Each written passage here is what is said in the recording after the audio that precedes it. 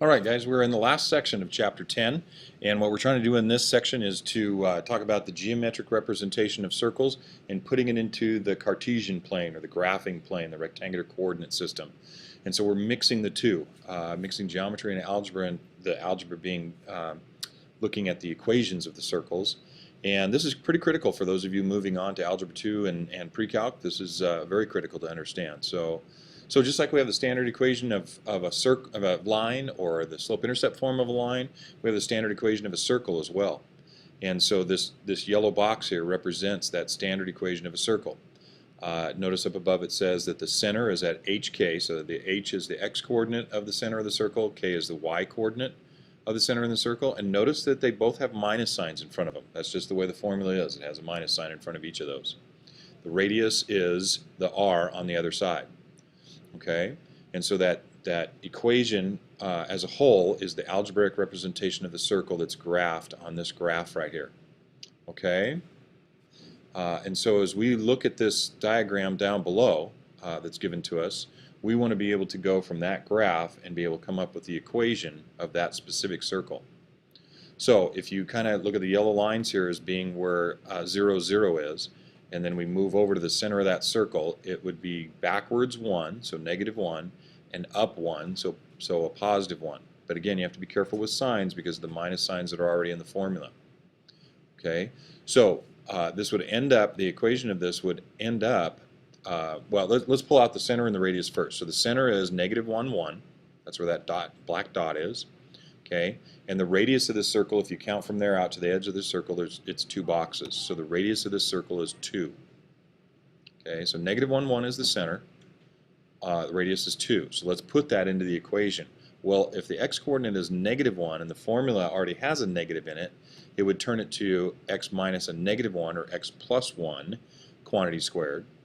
And then y minus 1 for the y-coordinate quantity squared is equal to 2 squared.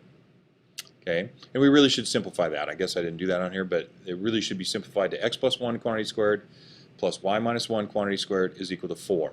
We should write it that way. Okay. Oh, I guess I did. I'm sorry. I didn't think that box was going to be there. So that's the way it should be simplified. It's looking like that. All right. Looking at the opposite sign thing there a little bit more, and going from there.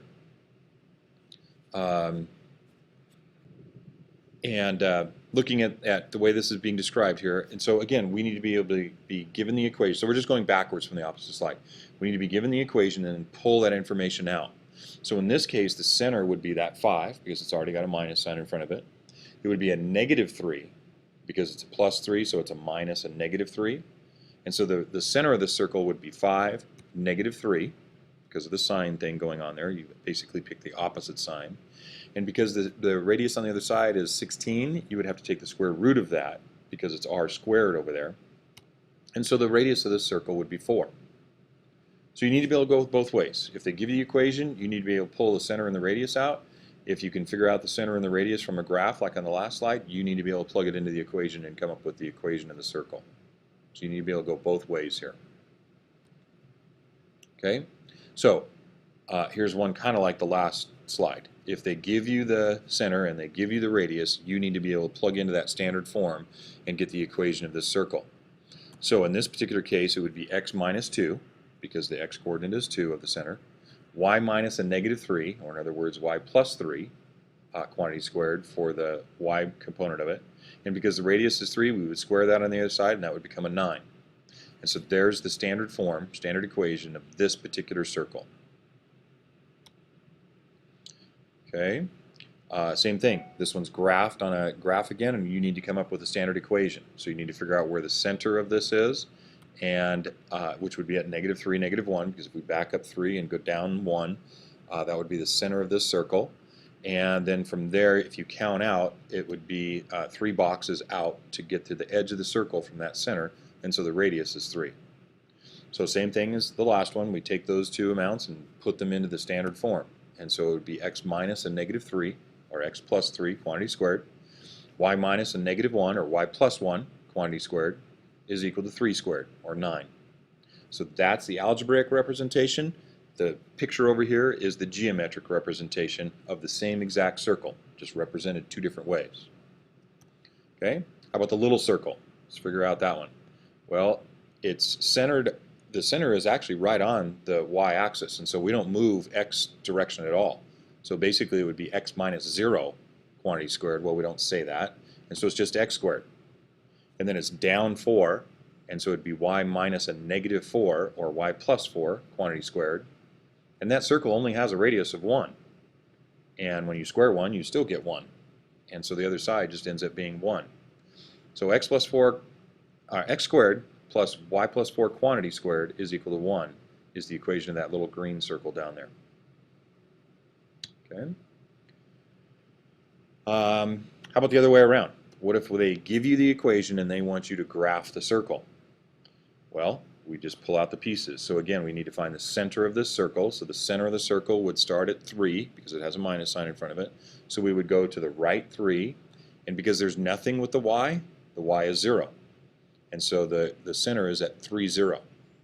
And so we move the circle over there, and it has a radius of 3 because the other side over there is 9, so you take the square root of that, and so it has a radius of 3. And so we would end up graphing that there. That graph actually doesn't look exactly correct. That would need to have a bigger radius. I'm not sure what happened with that, but that radius, that circle really should go all the way over to the origin. If it's centered at 3 and has a radius of 3, it should go all the way over to the origin and just be a bigger circle. So I'm not sure what happened to our slide here, but that circle should be bigger than that. Looks like it's centered correctly, but just a bigger circle. So, okay.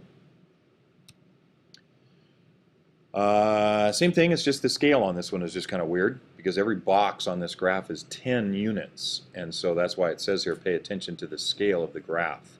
But it's all the same thing, you just have to count the boxes as 10 instead of 1. And so if we count over, we would go 5 to the right, so that'd be 50 units to the right, 5 up, so that'd be 50 units up, and so they're just 50s instead of 5s is all. And so you would have the equation x minus 50 quantity squared, because it's a positive 50, and so it goes in behind the minus sign. Y minus 50, because we go up 50. And then if you look at that circle, it looks like it has a radius of 1, but again, every box is 10, so it actually has a radius of 10. When you square that, you get 100. So there's the standard form of the equation of that circle. Again, algebraic representation, geometric representation. Same exact circle, just represented two different ways. Okay? You just got to get used to this, guys. And again, we'll practice this in class, and so we'll see you there.